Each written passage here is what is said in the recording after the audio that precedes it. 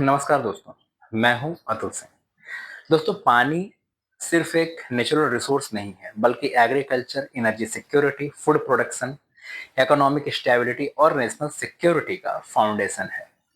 इसीलिए दुनिया के कई इंटरनेशनल डिस्प्यूट्स में रिवर और water sharing agreements strategic importance रखते हैं। भारत और पाकिस्तान के बीच इंडस वाटर ट्रीटी (IWT) 1960 भी एक ऐसा ही इंपॉर्टेंट एग्रीमेंट था, जिसे दुनिया के सबसे successful trans boundary water treaties में से एक माना जाता था। लेकिन अप्रैल 2025 के पहलगाम टेररिस्ट अटैक के बाद भारत ने ट्रीटी को अवेयंस में रखकर यह स्पष्ट संदेश दिया कि टेररिज्म और नॉर्मल बायलैटरल कोऑपरेशन एक साथ नहीं चल सकते। इस डिसीजन ने साउथ एशिया के वाटर जियोपॉलिटिक्स को एक नए फेज में इंटर करा दिया। इंडस बेसिन दुनिया के सबसे बड़े रिवर सिस्टम्स में से एक है, जिसमें इंडस, झेलम, चेनाब, रवि, बीज और सतलज शामिल हैं। 1960 के इंडस वाटर ट्रीटी के तहत रवि, बीज और सतलज जैसे ईस्टर्न रिवर्स का अनरेस्ट्रिक्टेड यूज भारत को दिया गया, जबकि इंडस, झेलम और चेनाब जैसे वेस्टर्न रिवर्स का प्राइमरी यूज पाकिस्तान को एलोकेट किया गया। इसी अरेंजमेंट के बाद पाकिस्तान की एग्रीकल्चर, इरिगेशन, हाइड्रो पावर और अर्बन वाटर सप्लाई का बहुत बड़ा हिस्सा वेस्टर्न रिवर्स पर डिपेंडेंट हो गया। आज भी पाकिस्तान के लगभग 237 मिलियन लोग और उसके 4 मेजर प्रोविंसेस पंजाब, सिंध, खैबर और पुख्तवामा और Gilgit Balochistan Indus river system पर निर्भर है। पिछले 6 दशकों तक भारत ने ट्रीटी के प्रोविजंस को लार्जली रिस्ट्रेन के साथ पालन किया। ट्रीटी के अंतर्गत भारत को वेस्टर्न रिवर्स पर limited irrigation, run of the river, hydro power और कुछ स्टोरेज राइट्स प्राप्त थे, लेकिन इन अधिकारों को भी बहुत कंजर्वेटिव तरीके से उपयोग किया गया। इसी दौरान पाकिस्तान को upstream river flow data, flood warnings और हाइड्रोलॉजिकल इंफॉर्मेशन भी रेगुलरली शेयर की जाती रही, और इसी वजह से ट्रीटी कई वॉर्स और पॉलिटिकल टेंशंस के बाद भी ऑपरेशनल बने रहे। लेकिन पहलगाम अटैक के बाद भारत की पॉलिसी फंडामेंटली बदली। सरकार ने स्पष्ट किया कि जब तक पाकिस्तान क्रॉस बॉर्डर टेररिज्म के खिलाफ क्रेडिबल और इरिवर्सिबल एक्शन नहीं लेता, तब तक ट्रीटी को नॉर्मल इंप्लीमेंटेशन रिस्टोर नहीं होगा। इसके साथ ही भारत ने ये प्रिंसिपल भी स्टैब्लिश किया कि water and blood can not flow together. इस पॉलिसी शिफ्ट ने वाटर मैनेजमेंट को पहली बार डायरेक्ट स्ट्रेटेजिक लेवरेज के रूप में पोजीशन कर दिया।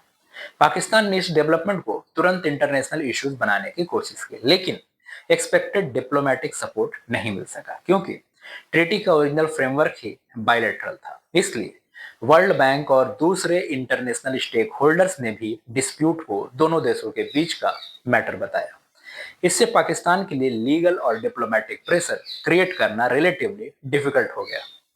ये भी यहाँ पर समझना जरूरी है कि पाकिस्तान के करंट वाटर चैलेंजेस सिर्फ ट्रीटी सस्पेंशंस का नतीजा नहीं है। कई इंडिपेंडेंट असेसमेंट्स और डोमेस्टिक स्टडीज के मुताबिक पाकिस्तान का वाटर क्राइसिस कई दशकों की पॉलिसी फेलियर्स का आउटकम है। कंट्री की स्टोरेज कैपेसिटी बहुत लिमिटेड है, और वो अपनी एनुअल रिवर फ्लोज को सिर्फ लगभग 1 महीने के बराबर पानी ही स्टोर कर पाता है। इसके विपरीत कई water stressed countries multi month storage infrastructure maintain करते हैं। तो स्टोरेज की कमी के कारण फ्लड सीजन का बहुत सारा फ्रेश वाटर बिना इफेक्टिवली यूटिलाइज हुए अरेबियन सी में चला जाता है, जबकि ड्राई सीजन में इरिगेशन और ड्रिंकिंग वाटर शॉर्टेजेस देखने को मिलती है। इंफ्रास्ट्रक्चर डिटेरियोरेशन ने भी सिचुएशंस को और सीरियस बना दिया है। पाकिस्तान के दो सबसे बड़े रिजर्वायर्स तारबेला और मंगला लगातार सिल्ट एक्यूमुलेशन की वजह से अपनी सिग्निफिकेंट स्टोरेज कैपेसिटी खो चुके हैं। इसका सीधा प्रभाव इरिगेशन, फ्लड मॉडरेशन और हाइड्रो पावर जनरेशन पर पड़ता है।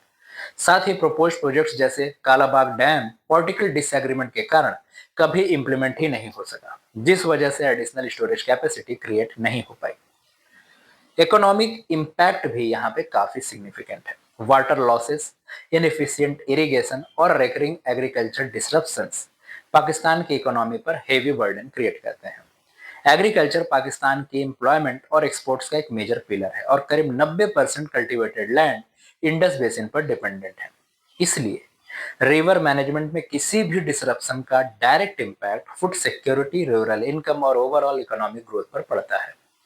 दूसरी तरफ भारत ने वेस्टर्न रिवर्स के यूटिलाइजेशन को लेकर अपनी स्ट्रेटेजी को एक्टिवली रिविजिट करना शुरू कर दिया है। कई इरिगेशन, हाइड्रो पावर और रिवर लिंकिंग प्रोजेक्ट्स को एक्सेलरेट किया जा रहा है।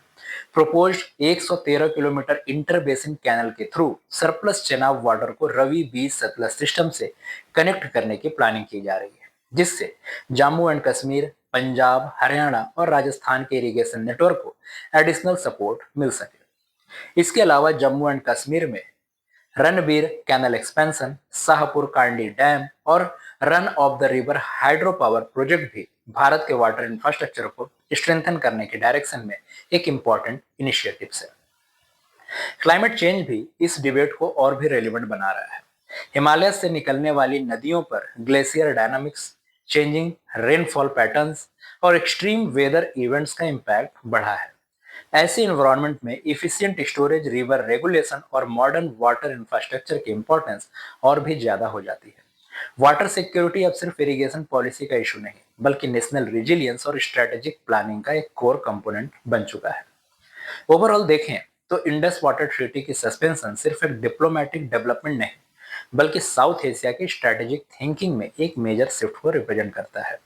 जहां पिछले 6 दशकों तक भारत ने रिस्ट्रेंट बेस्ड अप्रोच अडॉप्ट की, वही अब फोकस अपने लेजिटिमेट वाटर राइट्स को फुलर यूटिलाइजेशन, इंफ्रास्ट्रक्चर डेवलपमेंट और नेशनल वाटर सिक्योरिटी पर नजर आ रहा है।